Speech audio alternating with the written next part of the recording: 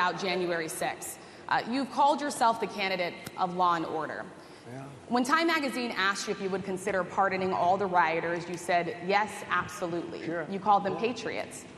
140 police officers were assaulted that day. Their injuries included broken bones, at least one officer lost an eye, one had 2 cracked ribs, 2 smashed spinal discs, another had a stroke. Were the people who assaulted those 140 officers, including those I just mentioned, patriots who deserve pardons? Well, let me bring it back to modern day. Like about 5 days ago, we had an attack on the Capitol, a horrible attack on the Capitol. You saw the people that were protesting and spraying these incredible monuments, bells, lions, all these magnificent limestone and granite with red paint, red spray paint, that will never actually come off, especially in the limestone. It will never, I'm a builder, I know about this stuff. It'll never, you'll see it in 100 years from now. They viciously attacked our government. They fought with police. They fought with them much more openly than I saw on January 6th. What's going to happen to those people? What's going to happen to the people in Portland that destroyed that city? But sir, my question is on those. What's going to happen to the people that tried to burn? My question is on those rioters who assaulted officers. You have to would you pardon what's those going to people? happen? Oh, absolutely, I would. You would pardon those?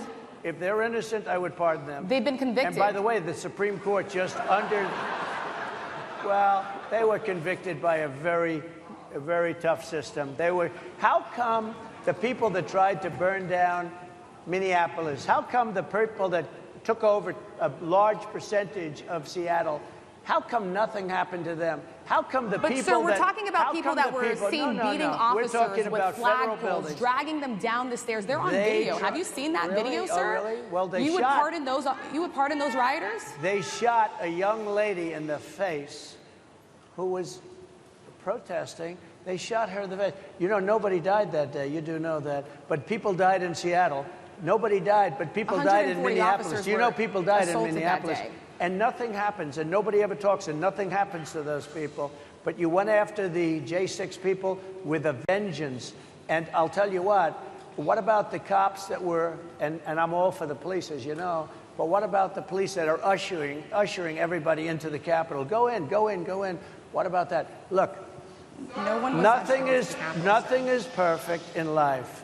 But you have people from Minneapolis, you have people just from 5 days ago in Washington, D.C. They were having fistfights and fighting with the police. They were spraying and destroying. They were desecrating our monuments in Washington, D.C. 5 days ago, and nothing happened to them.